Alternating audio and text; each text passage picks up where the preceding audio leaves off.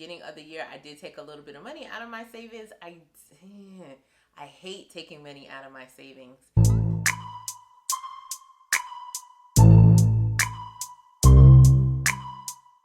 Hi guys, I'm Elena of Financialdemics, where I give you the tips and tools to manage your money, increase your savings and your income, and decrease your debt.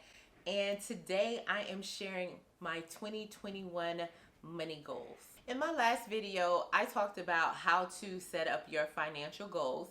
And this week I told you that I was actually going to share with you my actual 2021 financial goals, or money goals, I typically like to call them. Now, if you checked out my 2020 financial goal update, then you should have an idea of a couple of my financial goals, but I do have a new one on here. And then I also want to share with you a few of just my general goals that are not necessarily financial, but of course there is some type of money attached to them, because remember, everything is affected by money in some type of way. So similar to last year, I'm sticking to 3 goals. I think it's good to have about 3 to 4 goals that you have, because it does allow for you to work on one every single quarter, or to work on them throughout the year. I used to pick a whole bunch of goals, and a lot of times I was eliminating goals throughout the year. So I try to narrow it down to the 3 goals that I really want to achieve during the year, and that I think I can achieve during the year. The first goal that I have for 2021 is to purchase a house. I told you last year that my husband and I were saving towards purchasing a house. The goal was to buy it last year, but then everything happened and we weren't able to get into houses to really see them. And so we're still going forward with that goal for this year. We also know that unless I'm blessed somehow, we're going to do renovations. And so we're also going to start and work on those renovations this year. We're not doing them ourselves. We're actually hiring them out. Funny enough, we already have a team for the most part. So that is our number 1 goal, is just making sure that we actually purchase the house this year and start renovations. I feel like the renovations should be done this year, but just depending on when the actual purchase takes place. We do have a date that we have in mind. Like, we're hoping this happens before July. It may happen after. We just gotta see how things work out with everything else going on in this world. And because we are doing renovations, we want to make sure we have, a good amount of contingency set to the side, because I've done updates, not a renovation before. My husband has done a renovation before. We know there will be unknowns, and if you watch HGTV, there's always something, and so we want to make sure that whatever comes up, we're well prepared for it. So just not that basic contingency, but additional money available, because where I live, typically the houses are older. You rarely find a newer house around here. So want to make sure that we're set on that and we're able to take care of anything that comes our way. My second goal for 2021 is to build my savings back to where I had it at the beginning of the year. I did take a little bit of money out of my savings. I hate taking money out of my savings. And so I want to get it back to where it was, because that number was my comfortable number. Remember, when it comes to your emergency fund, your number that you pick, how much you actually save, is actually what's comfortable for you.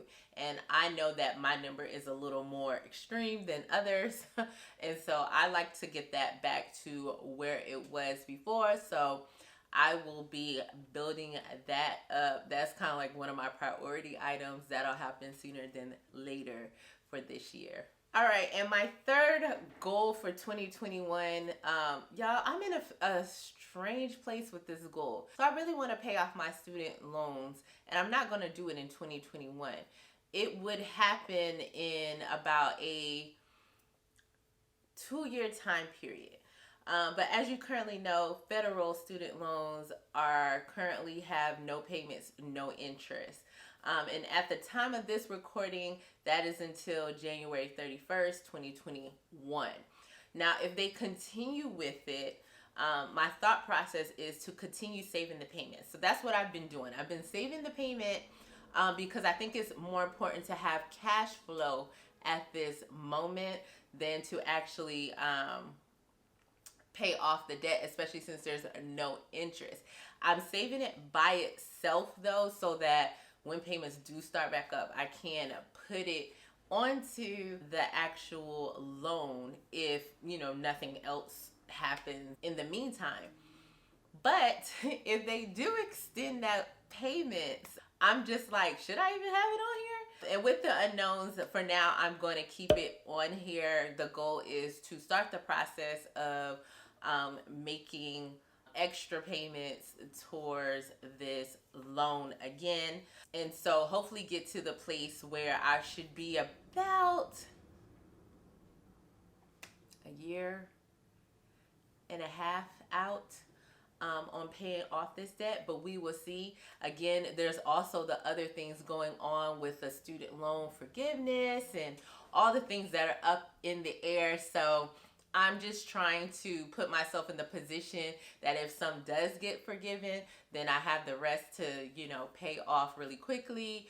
Or if they do continue to defer the payments, just continue to save that money and go from there. So that's where I'm at with that loan. Definitely want to get into the process of paying it off, but I'm not going to go out of my way to pay it off if there's no payments and no interest for the rest of this year, or if they're going to pay the loan off. So just kind of seeing what happens while continuing to I'll say simulate making a payment on the loan to my savings where that's sitting. And I have 3 other goals that I have for this year. I have a couple other too that don't deal with money, but I wanted to share at least 3 with you. So one of them is to monetize my YouTube channel. To monetize the channel, you need at least 1,000 subscribers. So if you're watching and you're not subscribed and you've been watching, go ahead and hit the button. It costs you nothing, okay?